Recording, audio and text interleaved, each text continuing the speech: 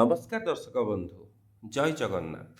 ଚାଲନ୍ତୁ 12ରୁ 18 ଅକ୍ଟୋବର 2025ର ସାପ୍ତାହିକ ରାଶିଫଳ ବିଷୟରେ ଜାଣିବା। ପ୍ରଥମେ ହେଲା ମେଷ ରାଶି। ମେଷ ରାଶିର ଲୋକମାନେ ଏହି ସପ୍ତାହରେ ବହୁତ ଉତ୍ସାହ ସହିତ ଆଗକୁ ବଢ଼ିବେ। କର୍ମକ୍ଷେତ୍ରରେ ଆପଣଙ୍କର ପୁରୁଣା କିଛି ଟ୍ରାଏ କରୁଥିଲେ, ପୁରୁଣା ପ୍ରୟାସ ସବୁ ଫଳ ଦେବ। ଏହି ସପ୍ତାହରେ ନୂଆ ପ୍ରୋଜେକ୍ଟ, ନୂଆ ଆଇଡ଼ିଆ କିମ୍ବା ନୂତନ କଣ୍ଟ୍ରାକ୍ଟ ଆପଣଙ୍କୁ ଚାରି ଦିଗରୁ ଆପଣଙ୍କୁ ମିଳିବ। ବ୍ୟବସାୟୀମାନଙ୍କ ପାଇଁ ଅର୍ଥ ଲାଭର ସମ୍ଭାବନା ରହିଛି। ସପ୍ତାହ ମଧ୍ୟରେ ପରିବାରଙ୍କ ସହିତ ମିଶିକି କିଛି ସେଲିବ୍ରେସନ୍ କରିବାର ସମ୍ଭାବନା ରହିଛି। ପ୍ରେମ ଜୀବନରେ ମଧ୍ୟ ନୂତନ ଆନନ୍ଦ ଆସିପାରିବ। ଆପଣଙ୍କର ସାବଧାନ ରହିବା ଦରକାର। ଆପଣଙ୍କର କିଛି ବି ଆକ୍ସନରେ ରିଆକ୍ସନ୍ ଟିକେ ନିଜ ମନକୁ ଶାନ୍ତ କରନ୍ତୁ। ବୃଷ ରାଶି। ବୃଷ ରାଶିର ବ୍ୟକ୍ତିବିଶେଷଙ୍କର ଏହି ସପ୍ତାହଟି ଧୈର୍ଯ୍ୟରେ ରହିବା ସମୟ। ଏ ସପ୍ତାହରେ ଟିକେ ଧୀର ସ୍ଥିର ଭାବରେ କିଛି ବି ଡିସିସନ୍ ନେଉଛନ୍ତି, ଆପଣଙ୍କ ପାଇଁ ବହୁତ ହେଲ୍ପଫୁଲ୍ ହେବ। କର୍ମଜୀବନରେ ଆପଣଙ୍କ ପାଇଁ ନୂଆ ରେସ୍ପନ୍ସିବିଲିଟି ଆସିବ। ସହକର୍ମୀଙ୍କ ସହିତ ସମ୍ପର୍କ ଭଲ ରଖିଲେ ଆପଣଙ୍କର ପ୍ରମୋସନ୍ ଏବଂ ଆପଣଙ୍କର କ୍ୟାରିୟର ପ୍ରୋଗ୍ରେସ୍ ହୋଇପାରିବ। ପରିବାରରେ ଖୁସିରେ ରହିବେ। ବିଶେଷ କରି ଆପଣ ଘରର କେହି ବଡ଼କୁ ନେଇକି ଆପଣ ବହୁତ ଗର୍ବ ଅନୁଭବ କରିବେ। ଅର୍ଥ ଦିଗରେ ଲାଭ ଥିଲେ ମଧ୍ୟ ଖର୍ଚ୍ଚ ଆସିପାରେ। ଯୋଜନାବଦ୍ଧ ହୁଅନ୍ତୁ। ସ୍ୱାସ୍ଥ୍ୟ ଭଲ, କିନ୍ତୁ ଥଣ୍ଡା ଏବଂ ଗଳା ସମସ୍ୟା ହୋଇପାରେ। ମିଥୁନ ରାଶି। ମିଥୁନ ରାଶିର ଜନ୍ମଜାତ ଏ ସପ୍ତାହରେ ଆପଣଙ୍କ ବୁଦ୍ଧି ଆପଣଙ୍କ ପାଇଁ ସବୁଠୁ ବଡ଼ ଶକ୍ତି ହେବ। କାର୍ଯ୍ୟ, ଶିକ୍ଷା ଏବଂ ସମ୍ପର୍କ ସବୁଥିରେ ଆପଣ ଆଗକୁ ବଢ଼ିବେ। ଏ ସପ୍ତାହରେ ନିଜର ନିକଟତମ ମିତ୍ର ସହିତ ଆପଣ ଆଲୋଚନା କରିକି ନୂଆ ନୂଆ ଅବସର ପାଇପାରିବେ। ପରିବାର ଭିତରେ ଆପେକ୍ଷିତ ଆନନ୍ଦ ହୋଇପାରେ, ଯେପରିକି କିଛି ଯାତ୍ରା କିମ୍ବା ନୂତନ ସମ୍ପର୍କ, ବୈବାହିକ ଆଦି। ସ୍ୱାସ୍ଥ୍ୟ ଦିଗରେ ମାନସିକ ଶାନ୍ତି ରଖିବାକୁ ପଡ଼ିବ ଆପଣଙ୍କୁ। କର୍କଟ ରାଶି। ଏହି ସପ୍ତାହରେ ଆପଣଙ୍କ ମନ ଅନେକ ଜିନିଷକୁ ନେଇ ଚିନ୍ତିତ ରହିବ, କିନ୍ତୁ ଗ୍ରହମାନେ ଆପଣଙ୍କ ସପକ୍ଷରେ ଅଛନ୍ତି। ତେଣୁ ଯେକୌଣସି ସମସ୍ୟା ଦୀର୍ଘ ସମୟ ରହିବ ନାହିଁ। ଜଣେ ପରିଚିତ ବ୍ୟକ୍ତି ଆପଣଙ୍କୁ କାମରେ ସହଯୋଗ କରିପାରନ୍ତି। ଆର୍ଥିକ ଲାଭର ଯୋଗ ଅଛି, କିନ୍ତୁ ଇନଭେଷ୍ଟମେଣ୍ଟ କଲାବେଳେ ବୁଝିବିଚାରି କରନ୍ତୁ। ପରିବାରରେ ଆପଣଙ୍କର ସମ୍ପର୍କ ଭଲ ରହିବ, ମାନସିକ ଶାନ୍ତି ଫେରିଆସିବ। ସିଂହ ରାଶି।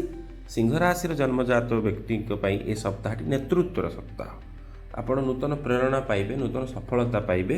କର୍ମକ୍ଷେତ୍ରରେ କିଛି ଆପଣଙ୍କୁ ଲିଡରସିପ୍ର ରୋଲ୍ ମିଳିବ। ଆପଣ ନେତୃତ୍ୱ ନେବାର ସୁଯୋଗ ପାଇବେ। ପ୍ରେମ ଜୀବନରେ ଆପଣଙ୍କର ଖୁସି ଆସିବ। ନୂଆ ସମ୍ପର୍କ କିଛି ଗଢ଼ିଥିଲେ ଆପଣ ମଜବୁତ ହେବ। ସ୍ୱାସ୍ଥ୍ୟ ଭଲ ରହିବ, କିନ୍ତୁ ଅଧିକ କାମର ଚାପ ରହିପାରେ। କନ୍ୟା ରାଶି।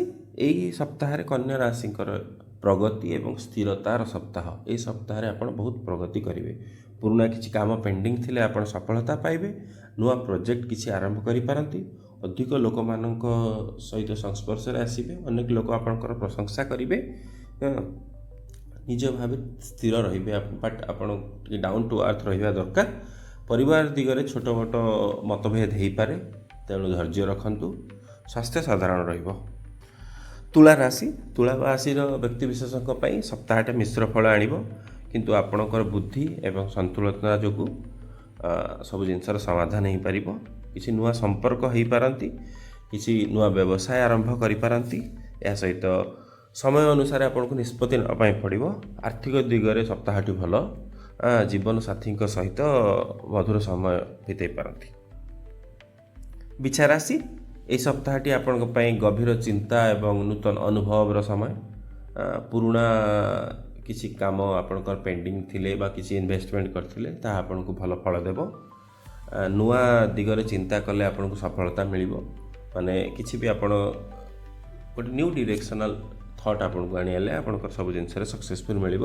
ସ୍ୱାସ୍ଥ୍ୟ ଏ ସପ୍ତାହରେ ବହୁତ ଭଲ ଅଛି, କିନ୍ତୁ ଆପଣ ଅଧିକା ଚିନ୍ତା ନ କରିବା ଉଚିତ। ଧନୁ ରାଶି। ଏ ସପ୍ତାହଟି ଆପଣଙ୍କ ପାଇଁ ଭ୍ରମଣ ଏବଂ ଅନ୍ୱେଷଣର ସପ୍ତାହ। ଆପଣଙ୍କ ଜୀବନରେ ନୂଆ ନୂଆ ଅନୁଭବ ଏ ସପ୍ତାହ ଆପଣଙ୍କୁ ଆଣିଦେବ। କର୍ମକ୍ଷେତ୍ରରେ ଶିକ୍ଷାରେ ଦୁଇ ଦିଗରୁ ଆପଣଙ୍କ ପାଇଁ ବହୁତ ଭଲ ଅଛି ଏ ସପ୍ତାହ। ପ୍ରେମ ଜୀବନରେ ମଧ୍ୟ ଆପଣଙ୍କ ପାଇଁ ବହୁତ ଆଶା ଆଣିଦେବ। ନୂଆ ଭବିଷ୍ୟତକୁ ନେଇକି ଆପଣ ବହୁତ ସ୍ୱପ୍ନ ଦେଖିବେ। ସ୍ୱାସ୍ଥ୍ୟ ଆପଣଙ୍କ ପାଇଁ ଭଲ ଅଛି। ମକର ରାଶି। ମକର ରାଶିର ବ୍ୟକ୍ତିବିଶେଷଙ୍କ ପାଇଁ କିଛି ପୁରୁଣା ଚିନ୍ତା ଆପଣଙ୍କୁ ଗ୍ରସ୍ତ କରିବ ଏ ସପ୍ତାହରେ, କିନ୍ତୁ ଆପଣ ଯଦି ଶାନ୍ତ ମନରେ ଚିନ୍ତା କରିବେ ତ ସବୁ ଚିନ୍ତା ଆପଣଙ୍କର ଦୂର ହୋଇଯିବ। ଆପଣ ଆଗକୁ ଅଗ୍ରସର ହୋଇପାରିବେ। କର୍ମକ୍ଷେତ୍ରରେ ଆପଣ ସମ୍ମାନିତ ହୋଇପାରନ୍ତି। ଅର୍ଥ ଦିଗରେ ବହୁତ ଭଲ ରହିବ, किंतु सेम जिनस ए सप्ताह समस्त एक्चुअली इन्वेस्टमेंट कला बेले आपण टिके बुझी विचार चिंता करी इन्वेस्टमेंट करंतु। मकर राशि व्यक्ति मानक पई परिवार सहित किसी समय बितांतु, यह आपण मन को शांति देव। कुंभ राशि व्यक्ति ए सप्ताह किसी नुआ चिंता करेंगे, किसी नुआ जिनस करने चिंता डिसीजन ने जोटा कि भविष्य में सक्सेस दब। आपणकर धैर्य एवं आपणकर सृजनशीलता कर्म क्षेत्र में आपन को प्रशंसा दब। प्रेम और संपर्क दुई दिगरे आपन शुभ। स्वास्थ्य भल रहिबो। योग ध्यान फिजिकल एक्सरसाइज उपरे ध्यान दिंतु, आपन को उपकार मिल। मीन राशि सप्ताहटी आपणकर भावना सहानुभूति एवं प्रेमर सप्ताह।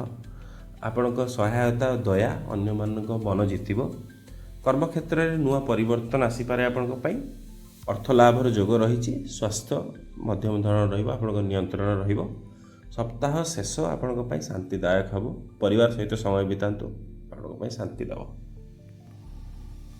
धन्यवाद दर्शक बंधु, दयाकोरी आमर चैनल को सब्सक्राइब करंतु, वीडियो को लाइक करंतु। एमती वीडियो रेगुलारली आपणक पई आमे आणुछु। धन्यवाद।